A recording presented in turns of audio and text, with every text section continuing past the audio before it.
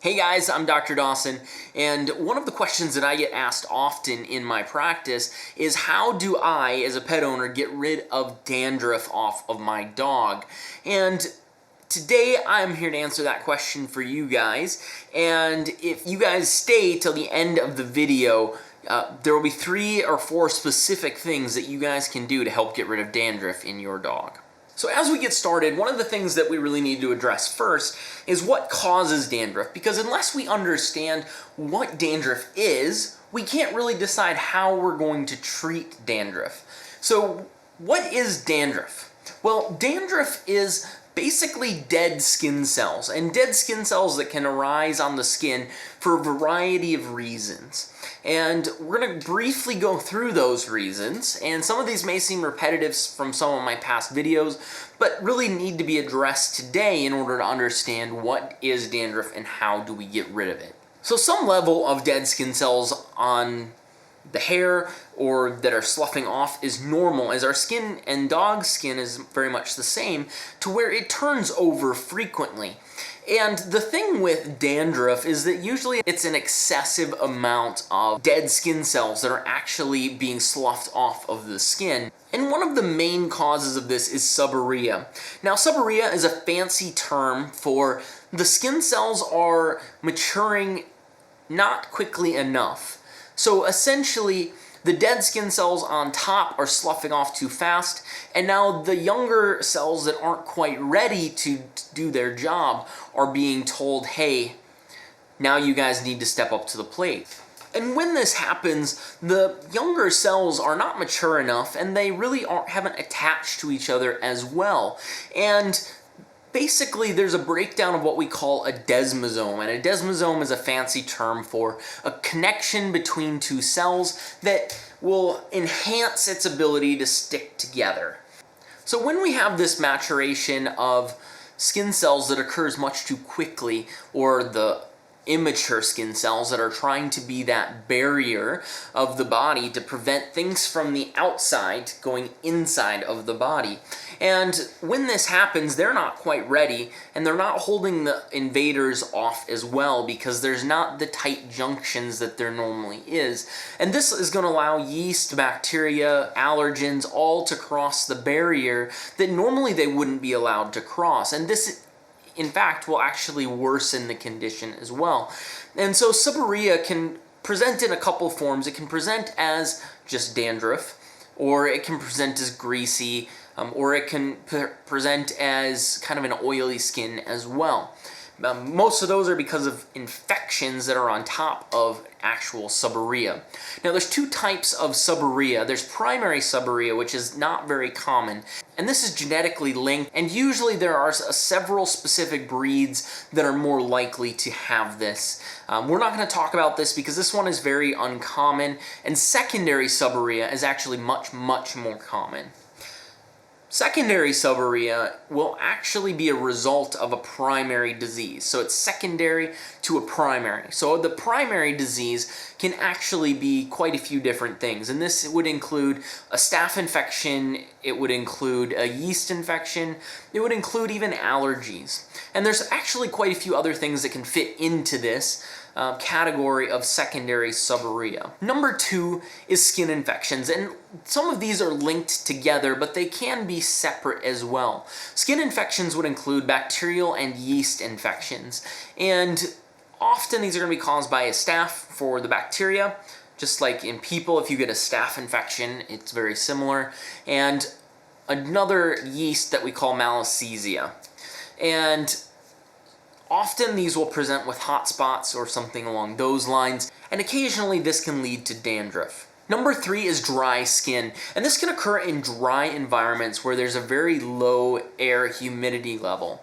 The other place that this can happen is if there is an excessive use of shampoos or an excessive hot bath, because the hot bath can actually suck away a lot of those natural oils that protect that outer layer of skin, leading to, again, a breakdown in that skin barrier because we have immature cells that are trying to compensate for the older cells that were just wiped away. Number 4 is poor diet. And there are quite a few diets in the consumer space, so to speak, that do not have enough essential fatty acids. And these essential fatty acids include omega-3 and omega-6 fatty acids. So just because a dog food is high priced does not necessarily mean that it is a high quality.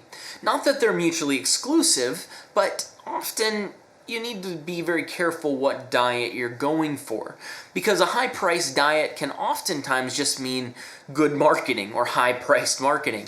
And so really thinking about and talking to your veterinarian about, hey, what's a really good diet for my dog, is very helpful, as they kind of have the ear to the ground. And I'm not being paid by any pet food companies or anything along those lines. Even in my practice, the brands I recommend, I personally don't make a penny off of. And although we might sell them and make a little money in the clinic, I would even recommend a lot of the same dog foods to anybody that I meet on the street, even though I don't make any money from it. And that's because they're usually well formulated. And a lot of the higher end companies, such as Purina Hills and Royal Canin, and there's a few others, put a lot of time and money into research to prove, hey, these ingredients are good ingredients, and this is going to satisfy the requirements for a dog. And here are some things that are going to help with certain conditions. So what can you do? This is the question we've all been waiting for. What can you as a pet owner do? There are going to be 4 different things that you as a pet owner can do. And the number one thing that's going to help, and this kind of goes back to what we already talked about, is a proper diagnosis. And this should be done by your veterinarian, because they're going to be trained in how to tell the difference between primary seborrhea, secondary seborrhea, a yeast infection, and a bacterial infection, and all of the other causes of dandruff, and are really going to be able to direct the treatment plan in such a way that there's less question. We're not wasting money, we're not making things worse by doing unnecessary treatments that have side effects. And so keep that in mind. Diagnosis by your veterinarian is going to be the number one thing. However, there's a few general rules that we can talk about of things that are definitely going to help.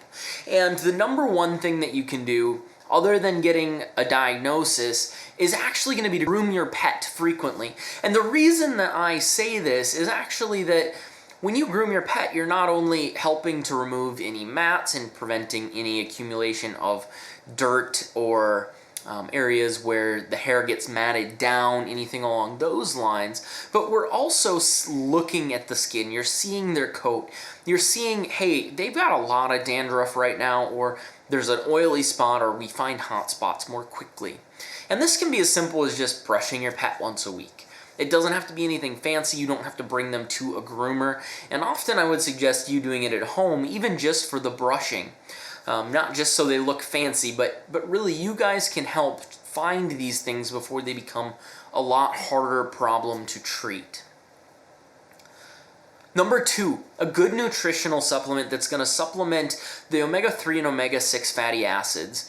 And there's quite a few of these on the market, and the biggest thing that I would implore you guys is not just to go buy the cheapest thing you can find. And the reason that I say that is that there's no oversight, nothing that requires them to put what's actually on the label into the supplement. And the other thing is you never know what other things might be in there that maybe shouldn't be. So one of the products that I know we recommend frequently at our clinic, and again, I don't make any money from this, is actually Nordic Pet Soft Gels. And Nordic Pet Soft Gels are veterinary approved from the standpoint of many dermatologists will recommend this type of fish oil because it is a good quality fish, and it has good quantities of omega-3s and omega-6 fatty acids, and it's a really good supplement. And there's a lot of papers and a lot of research that shows, hey, this is what it says it is, and this can be used. There's a few other brands out there. This just happens to be the one that I'm most familiar with, and I know my dermatologist in school even would recommend this brand. Number 3, if you do have to shampoo your dog, and sometimes, especially with seborrhea, you do, to get rid of some of the greasiness and oil and some of those dead skin cells that are going to promote bacterial and yeast growth. That's going to be important, but you also need to remember what kind of shampoo you're using and the temperature of the water. So when you're giving a bath, I would not do it more than every 2 weeks at most, unless your veterinarian says, hey, do it more often for this reason. Because you'll often dry out their skin no matter what shampoo you're using. There's a link in the description below for one that I know a lot of dermatologists recommend, and it has a very good ingredients list from me scrolling through it. I have not used it personally, but I'm actually looking into using it on Watson, and that's why I'm aware that it actually is out there. So as soon as Watson tries it out, maybe I'll leave a comment down below saying if I like it or not, and maybe switch up my recommendation based on that. The other thing is water temperature. So when you're giving a bath, make sure that the water temperature is lukewarm, not hot. And the reason is not just to make your pet uncomfortable, but the high water temperatures will often strip away a lot of the natural oils of the skin that are going to protect them and create and help promote a healthy skin barrier. So making sure you use a lukewarm water temperature is going to be very, very important when you do give your pet a bath. There's one other thing that I really want to mention here, and that is that all of these things are great, but they may not cure your pet's dandruff, because often there's going to be either a genetic component or there's going to be some underlying cause that really needs to be taken care of more thoroughly than any of these things can do. And you're going to get a lot of people that say supplements or essential oils or all of those things. Just be very careful with those. A lot of them are unproven. And I'm not against using things like that, and there's a lot of veterinarians that are much more well versed in naturopathy and homeopathic methods than I am.